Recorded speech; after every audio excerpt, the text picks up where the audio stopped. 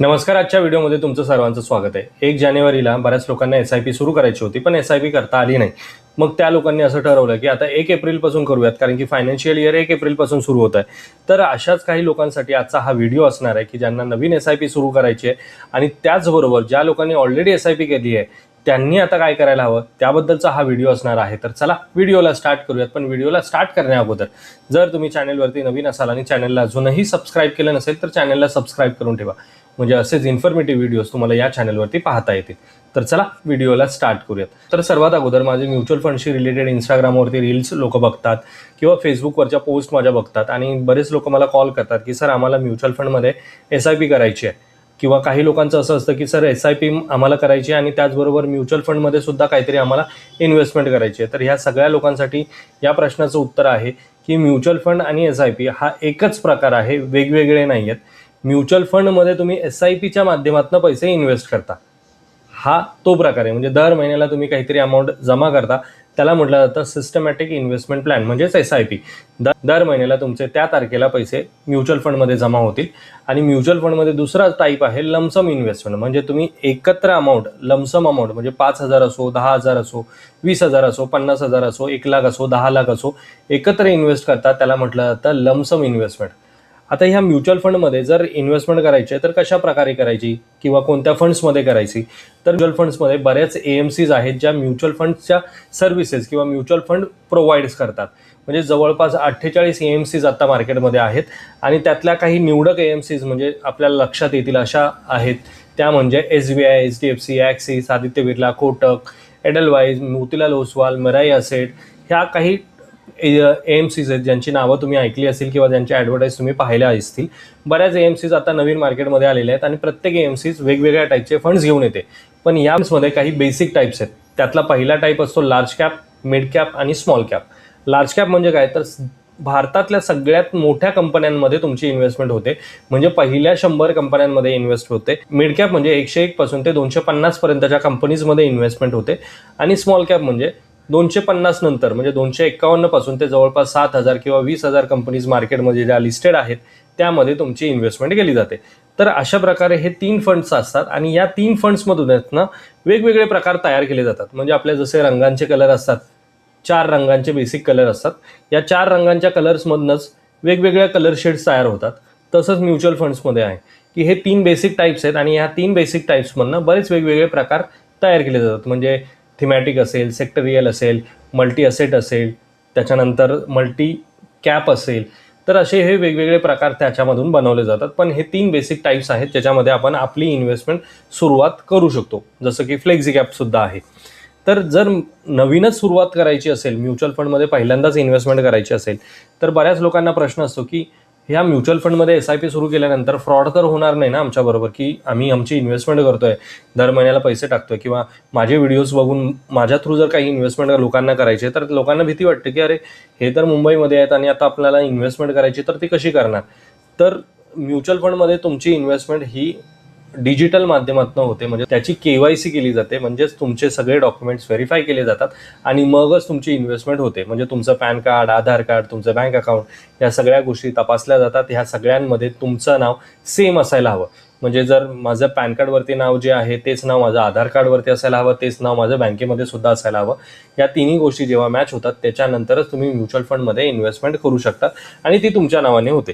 आता SIP म्हणजे काय, तर तुम्हाला कुणाच्या अकाउंटमध्ये पैसे पाठवायचे नाही आहेत किंवा कुणाला द्यायचे नाही आहेत. ज्या फंडमध्ये तुम्हाला तुमची SIP सुरू करायची आहे त्या फंडमध्ये तुमचे पैसे इन्व्हेस्ट केले जातात. म्हणजे दर महिन्याला तुम्ही एक पर्टिक्युलर तारीख पकडून चला की 10 तारखेला SIP तुमची जाणार आहे, तर 10 तारखेला प्रत्येक महिन्याच्या तुमच्या अकाउंटमधनं तेवढे पैसे कट होतील. म्हणजे जर सांगितलं की तुमचे 2,000 रुपयाची SIP, तर दर महिन्याला तुमचे 2,000 रुपये कट होणार आणि त्या फंड्समध्ये जमा होत राहणार. म्हणजे जरी तुमच्या अकाउंटमध्ये 50,000 असतील किंवा 10,000 असतील किंवा 1,00,000 असतील, 10,00,000 असतील आणि तुमची SIP जर 2,000 रुपयाची तर दर महिन्याला 2,000 रुपये कट होणार, त्याच्यापेक्षा जास्त होणार नाही. कारण की आपण तशा प्रकारचा ECS केला असतो, ज्याला मॅन्डेट असं म्हणतात.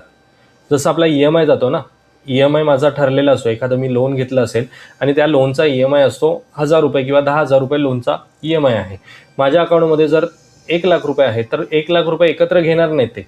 10,000चा EMI आहे तर 10,000 रुपये कट होणार. आणि जर 10,000पेक्षा कमी पैसे असतील माझ्या अकाउंटमध्ये आणि माझा EMI जर 10,000चं असेल तर EMI कट होत नाही. तसंच म्युच्युअल फंडमध्ये सुद्धा होतं. जर तुमची SIP 2,000 रुपयाची आहे आणि तुमच्या अकाउंटला जर 1900 रुपये जमा असतील तर तुमची SIP कट होणार नाही. तुम्हाला त्याच्यासाठी चार्जेस पेड करावे लागतील बँकेला, कारण की तुमचा तो जी SIP आहे ती बाउन्स होते. म्युच्युअल फंडकडनं तुम्हाला कोणतेही चार्जेस लागत नाहीत, पण बँक तुम्हाला चार्जेस लावते, कारण की तुमचा जो मॅन्डेट आहे तो बाउन्स झालेला आहे आणि त्याचे चार्जेस तुम्हाला द्यावे लागतील. मग जर तुम्ही 4 SIP सुरू केले असतील, म्हणजे माझ्या 4 वेगवेगळ्या फंड्समध्ये 4 SIP चालू आहेत आणि माझी एकही SIP गेली नाही कारण की अकाउंटमध्ये जर पैसे नाही आहेत, तर मग अशा वेळेस 4 SIPs बाउन्स आहेत तर तुम्हाला 4 वेळा चार्जेस लागणार.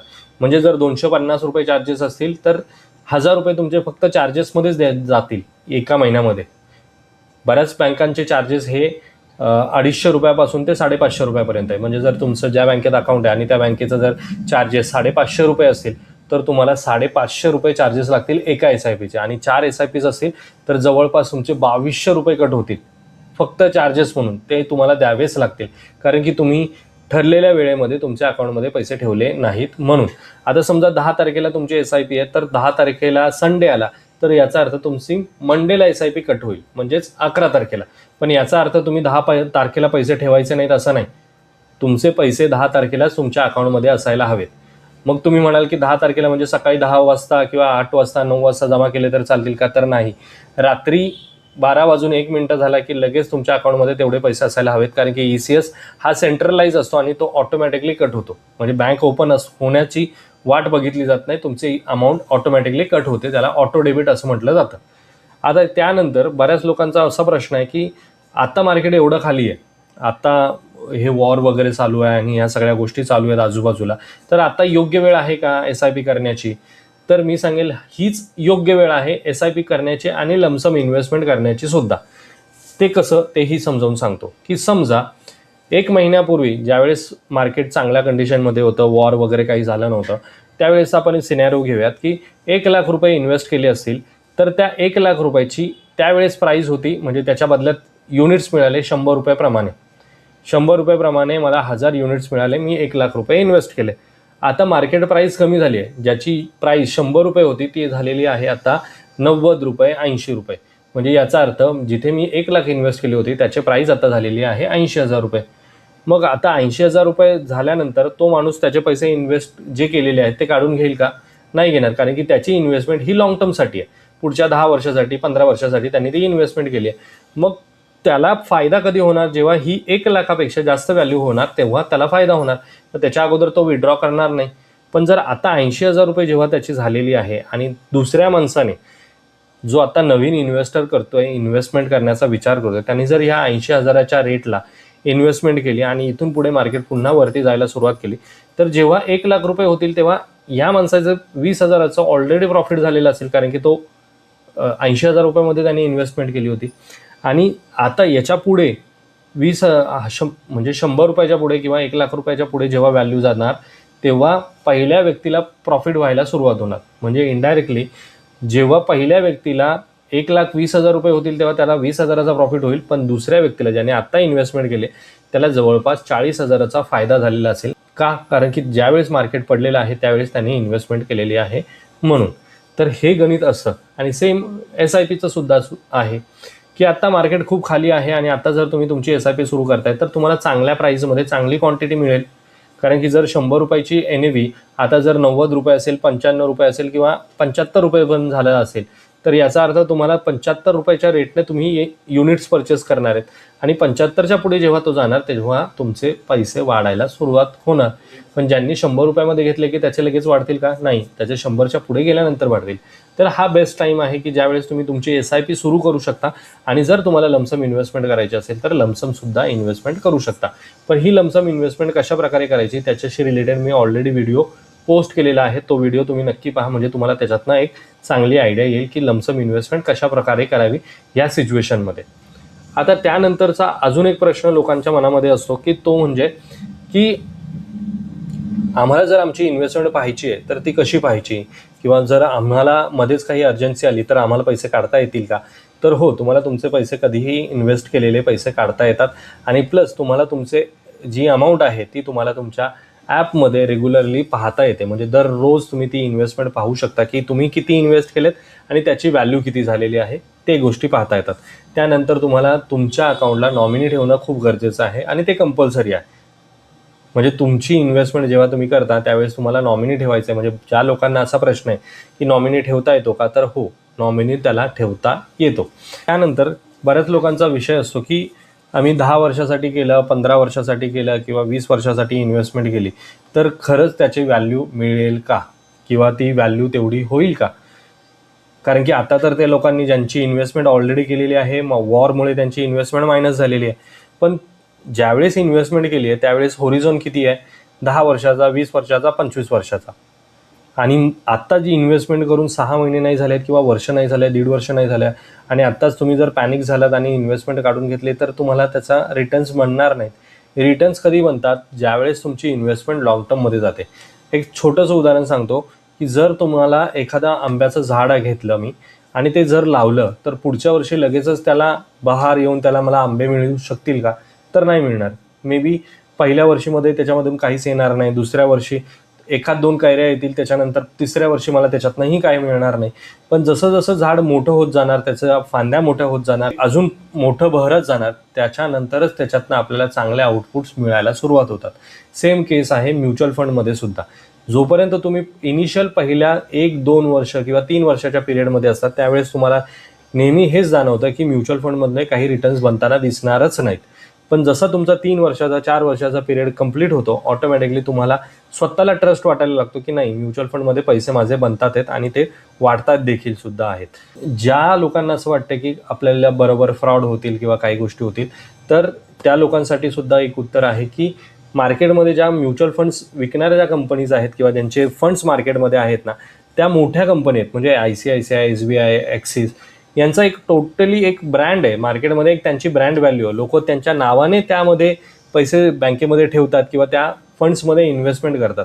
पण जर हे नाव कमवण्यासाठी त्यांनी लाखो करोडो रुपये खर्च केलेले आहेत तेव्हा त्यांचं नाव इस्टॅब्लिश झालं आहे. आणि असं कधी त्या फंड्सने किंवा त्या फंड हाऊसेसने जर पैसे घेऊन पळून जाण्याचा प्रयत्न केला तर त्यांच्या ब्रँड इमेजला धक्का लागू शकतो. आणि दुसरी महत्त्वाची गोष्ट, ह्या सगळ्या पैशांवरती तुमचा सेंट्रल गव्हर्नमेंटचाच म्हणजेच सेबीचा याच्यावरती कंट्रोल असतो. म्हणजे सेंट्रल गव्हर्नमेंटचा कंट्रोल सेबीवरती असतो, सेबीचा कंट्रोल तुमच्या इन्व्हेस्टमेंटवरती असतो. त्यामुळे तुमची इन्व्हेस्टमेंट कुठेही जात नाही आणि त्याच्यामध्ये तुम्हाला काही घाबरण्यासारखं कारण देखील अजिबात नाही. आता यानंतर आपण आपली इन्व्हेस्टमेंट किती अमाऊंटने स्टार्ट करू शकतो, तर जशी त्याची कॅपॅसिटी आहे त्या हिशोबाने तो माणूस त्याची इन्व्हेस्टमेंट स्टार्ट करू शकतो. जर माझी कॅपॅसिटी 5,000 रुपयाची SIPची आहे तर मी 5,000 रुपयाने सुरू करू शकतो. पण मला फक्त ट्रायल म्हणून इन्व्हेस्टमेंट करायची आणि मी 500ची केली तर काही उपयोग नाही. ट्रायलमध्ये तुमचे 3-4 वर्ष निघून जातील आणि मग तुम्ही तुमची इन्व्हेस्टमेंट वाढवली तर ज्या रेटला तुम्ही परचेस केलं होतं तो रेट ऑलरेडी वाढलेला असेल. त्यामुळे इन्व्हेस्टमेंट तुमची ज्यावेळेस सुरुवातीच्या काळामध्ये, म्हणजे मी नेहमी हेच सांगत असतो की सुरुवातीच्या काळामध्ये तुम्हाला जेवढी जास्त इन्व्हेस्टमेंट करता येईल ना तेवढी जास्त इन्व्हेस्टमेंट करायची, तरच तुम्हाला लॉंग टर्ममध्ये त्याचा बेनिफिट मिळेल. आणि जसं जसं आपलं वय वाढतं तसं तसं आपल्या जबाबदाऱ्या वाढतात. त्यामुळे येणाऱ्या काळामध्ये जेवढी आपण विचार करतो ना तेवढी इन्व्हेस्टमेंट आपण करूही शकत नाही. त्यामुळे सुरुवातीच्या काळामध्ये ज्यावेळेस तुमच्याकडे जबाबदाऱ्या कमी असतात त्यावेळेस जर तुम्ही तुमची इन्व्हेस्टमेंट वाढवली तर लॉंग टर्ममध्ये तुम्हाला त्याचा फायदाच मिळणार आहे. तर हेच होतं मित्रांनो आजच्या या व्हिडिओमध्ये. ज्या लोकांना म्युच्युअल फंड संबंधित काही क्वेश्चन्स होते त्यांच्यासाठी आजचा हा व्हिडिओ होता.